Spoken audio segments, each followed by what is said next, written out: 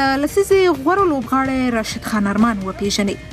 بشپړ نوم یې راشد خان ارمان دی او دا مهال په راشد خان سره پیژندل کیږي. ځینې خو ورته د زیاتې مینې له امله خان صاحب وایي. راشد خان د 1998 کال د سپټمبر پر 20 نیټه د ننګرهار په ولایت کې زیږیدلی دی چې دا مهال 22 کاله عمر لري. خان د ملي لوبډلې مخکښ توپ اچوونکی دی چې په ښي لاس لیګ بریک توپ اچونه کوي. راشد خان د ورځنیو لوبو د توپ اچوونکو ترمنځ 11 خو د 20 ورځو لوبو په نړیواله درجه بندي کې بیا لومړی مقام لري.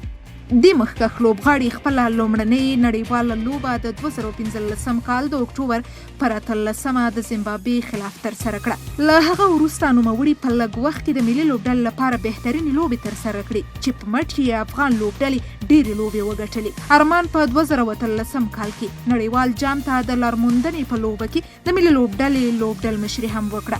دا مهال نوموړی 19 کلن و چې په دې سره لومړی ځوان لوبغاړی شو چې په 19 کلنۍ کې د یوې نړیوالې لوبډلې لوبډل مشري کوله. د همدغو سیالیو په پای کې د ویسټ انډیز خلاف راشد خان تر ټولو کم عمره او چټک لوبغاړی شو چې یو ورځنیو لوبو کې 100 ویکټې ترلاسه کړې.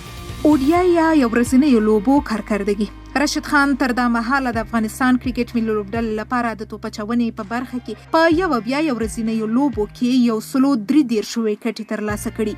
د منډو ورکولو اوسط یې 4 او د یو ورځنیو لوبو تر ټولو بهترینه توپ اچونه په 2019 کال کې د ویسټ انډیز خلاف د 13 منډو په ورکولو سره د 2 لوبغاړو سوځول وو. د 20 ورځو لوبو کارکردګي. راشد خان د افغانستان لپاره په 48 ورځو لوبو کې 9 ویکټې ترلاسه کړي چې یو لوبه کې تر ټولو ښه توپ اچونه د 3 منډو په بدل کې د 15 لوبغاړو سوځول دي. په یو اور کې د منډو ورکولو اوسط 6 دی. همدارنګه راشد خان په 48 ورځو لوبو کې د توپ وهنې په برخه کې 133 منډې جوړې کړې دي. راشد خان په 4 ټیسټ لوبو کې 23 ویکټې، 8 فرست کلاس لوبو کې 50 ویکټې او په 3 لیست ای لوبو کې بیا 130 ویکټې ترلاسه کړې دي. راشد خان د نړۍ په تقریبا ټولو تجارتي لیګونو کې لوبېدلی او د نړۍ په ګوټ کې د ګران وطن 3 رنګه بیرغ ځلولی دی. خان تازه د کرکټ نړیوال شورا له لوري د 20 ورځو لوبو د لسیزې غوره لوبغاړي په توګه ټاکل شوی چې په دې سره یې ځان، کورنۍ او خپل وطن ته ویاړ بخښلی دی.